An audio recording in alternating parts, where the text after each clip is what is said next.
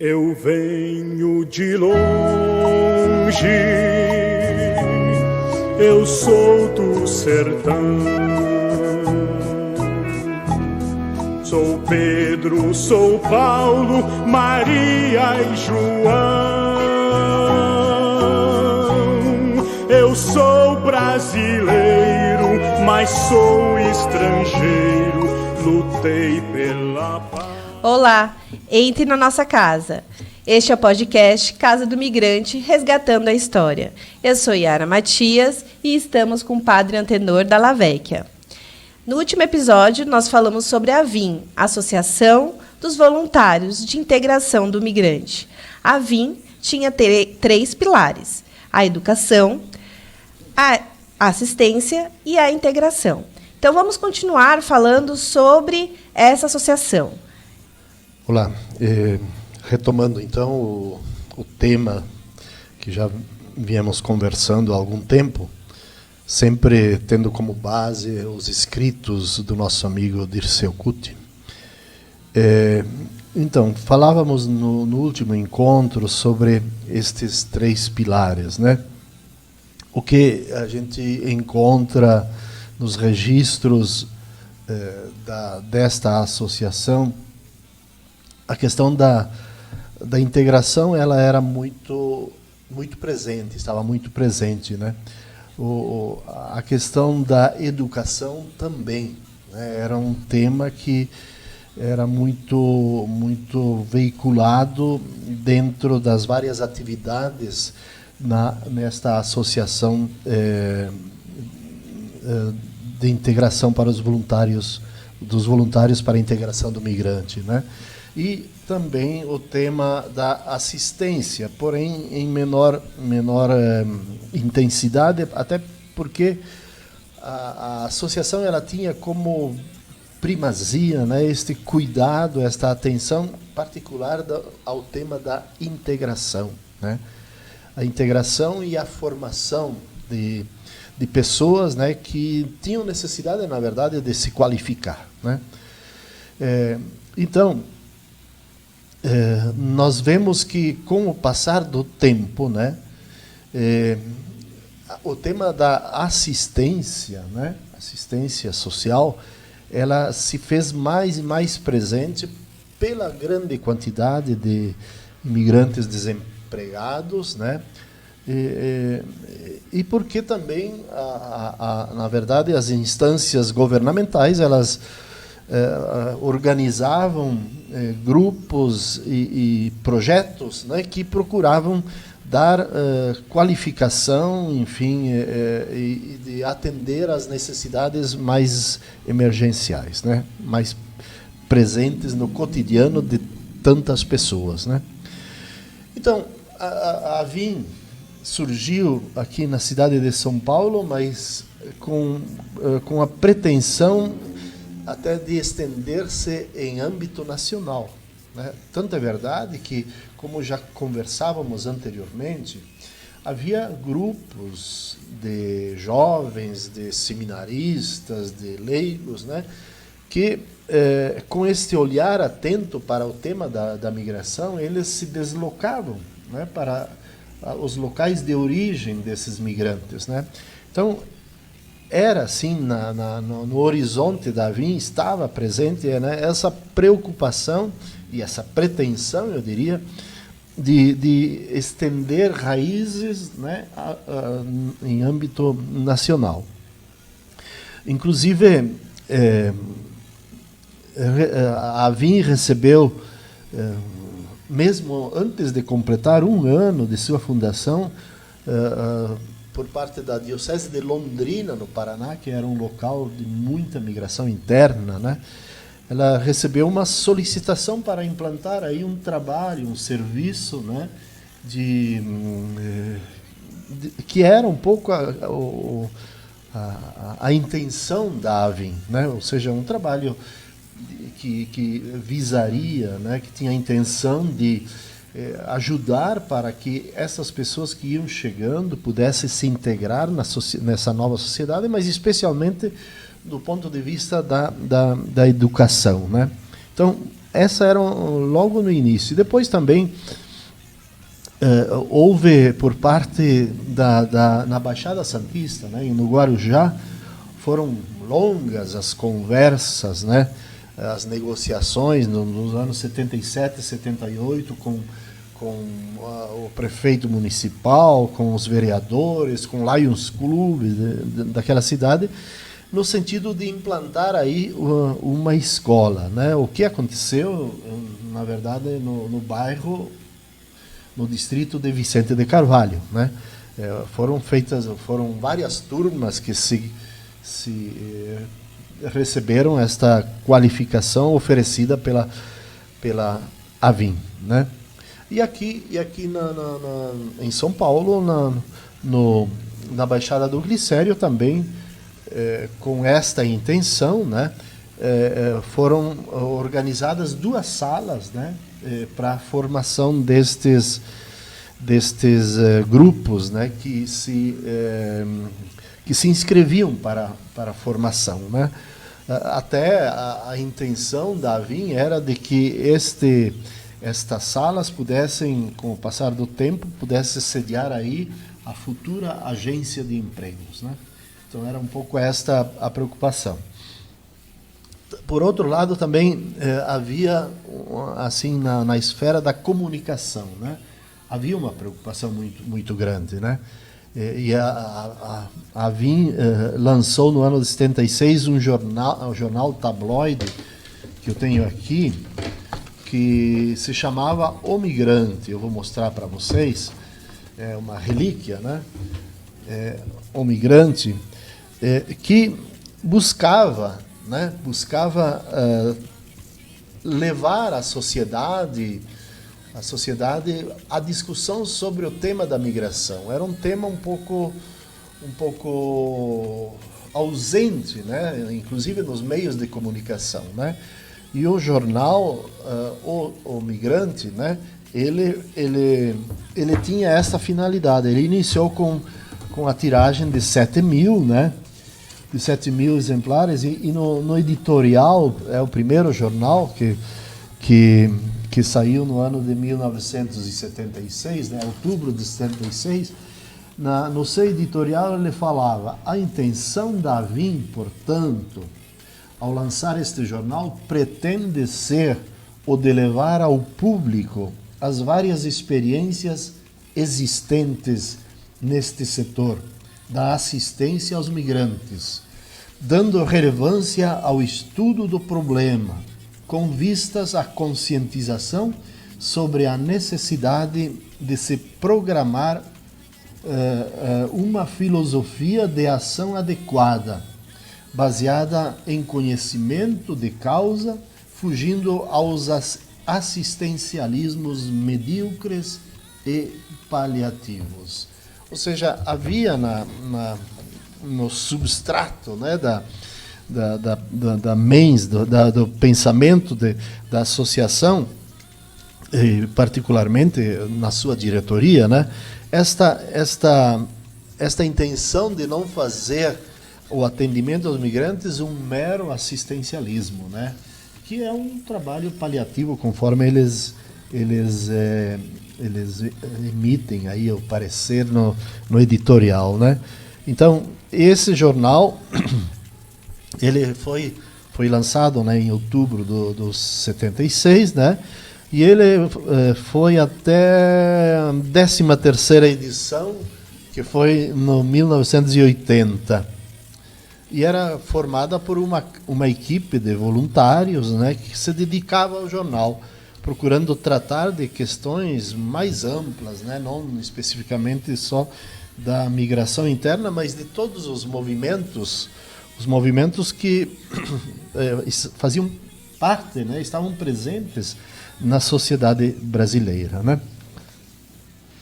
Então, efetivamente, a associação surgiu como um leque que se abria, ou seja, que tinha esta preocupação não puramente assistencial, mas uma preocupação de dar às pessoas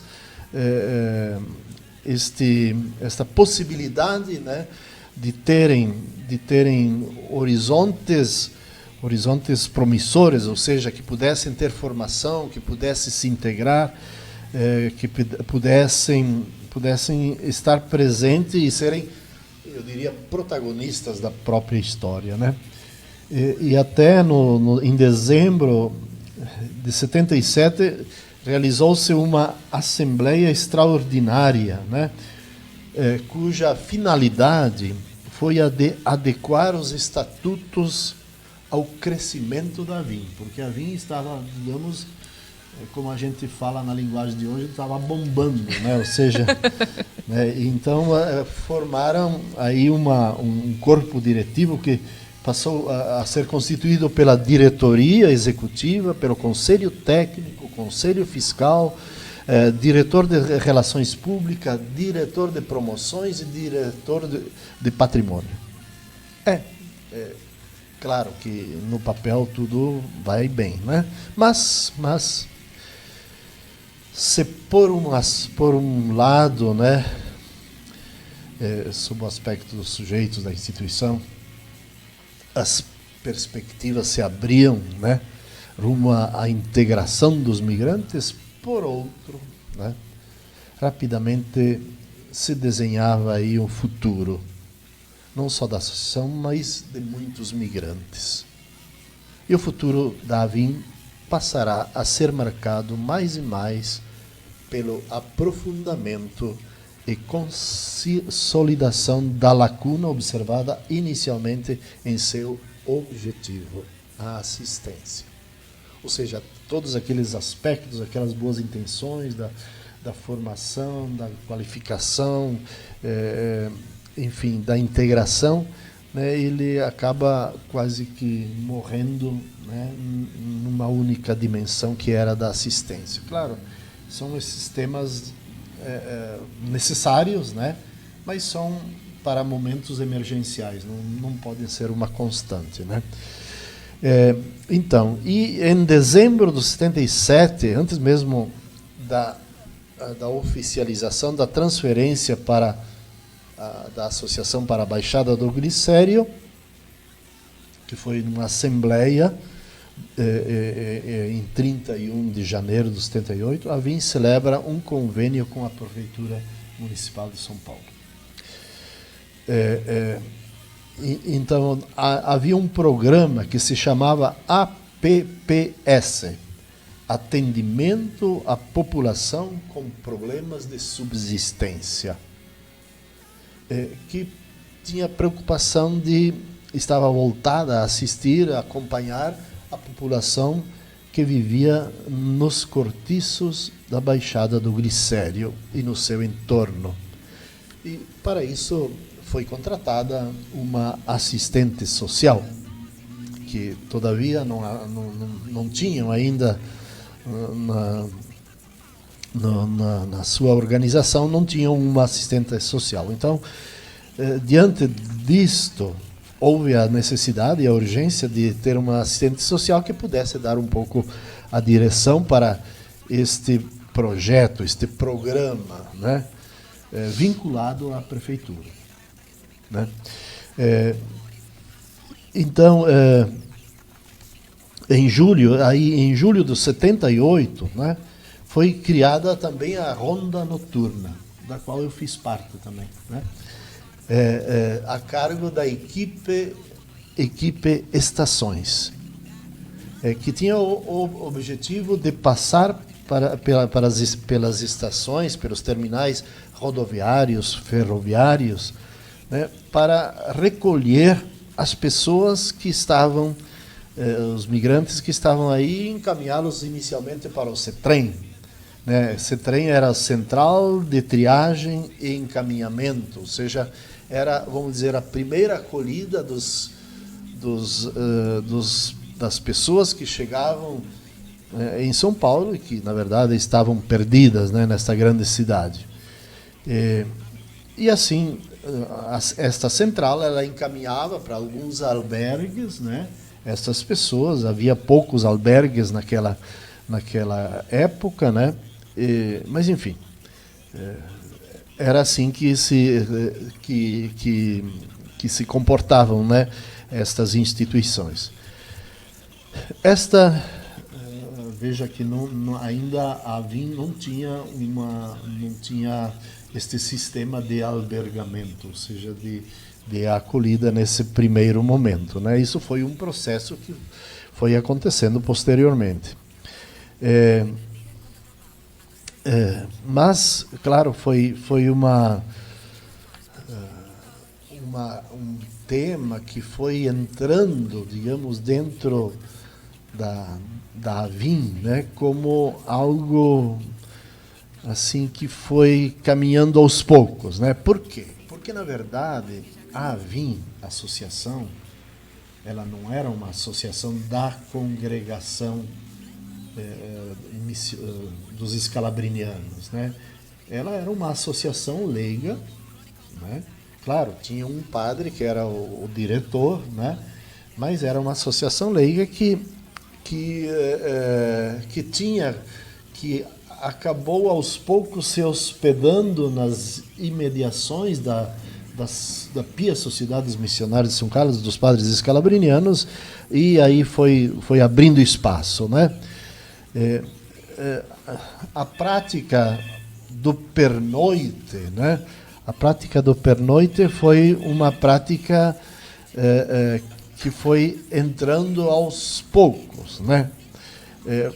Porque agora ela estava, digamos, nas dependências da Igreja Nossa Senhora da Paz. Ou seja, era um espaço no qual a associação estava aí por, vamos dizer, caridade, né? Ela não detinha assim a total autonomia, né? Por outro lado, havia, sim, neste complexo, né? Havia nas dependências ociosas, ou seja, que estavam desocupadas. E os primeiros pernoites, denominados pela equipe da Ronda Noturna de pousos de emergência, né? Transcorreram efetivamente na calada da noite, ou seja, eram pessoas que chegavam, tinham necessidade, não havia uma permissão, um consenso por parte da missão como um todo aqui, no sentido de abrigar pessoas, né?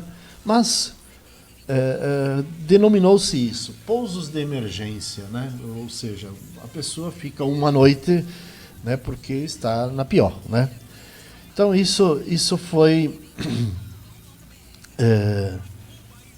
se consolidando aos poucos, porque de fato por parte até dos padres, né, aqui da missão, não havia um consenso para se introduzir esse tipo de atividade, né? Sim. Bom, na sede da VIM, a assistente social contratada atendia as demandas decorrentes do convênio APPS, né? Aquilo que nós falamos antes, atendimento à população com problemas de subsistência, que eram muitos, né? Uhum. Mas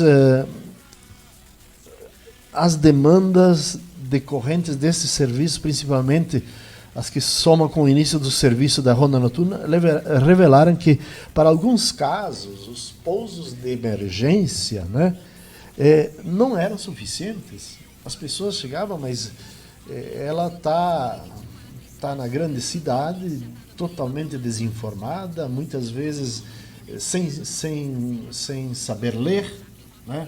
Ela não tinha nem as placas conseguia reconhecer, né? Então havia, como eu dizia antes, né, esses pousos de emergência, mas então, com o passar do tempo e com essas rondas noturnas nas estações, foi se percebendo a necessidade de dar, vamos dizer, possibilidade que uma pessoa se estabelecesse por talvez alguns dias mais, né? Então, o que esta ronda noturna fez, né? Numa reunião que aconteceu com essa equipe, junto com o padre Alberto, no 78, né? surge a ideia, né, de se solicitar ao provincial, que seria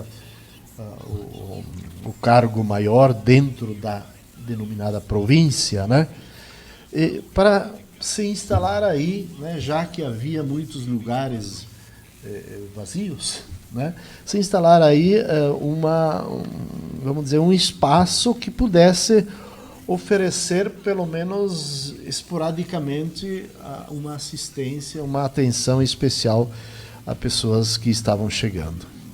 Sim. É muito interessante sobre isso. Que bom que aconteceu esse projeto.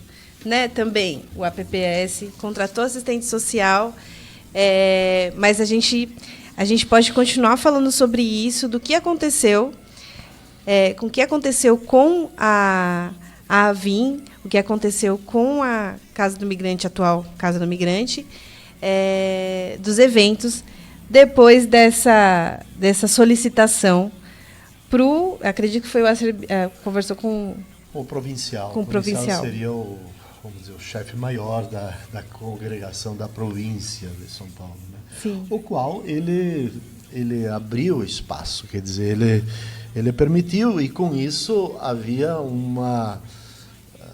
não havia tanta resistência por parte daqueles que aqui estavam desenvolvendo as atividades aqui, né?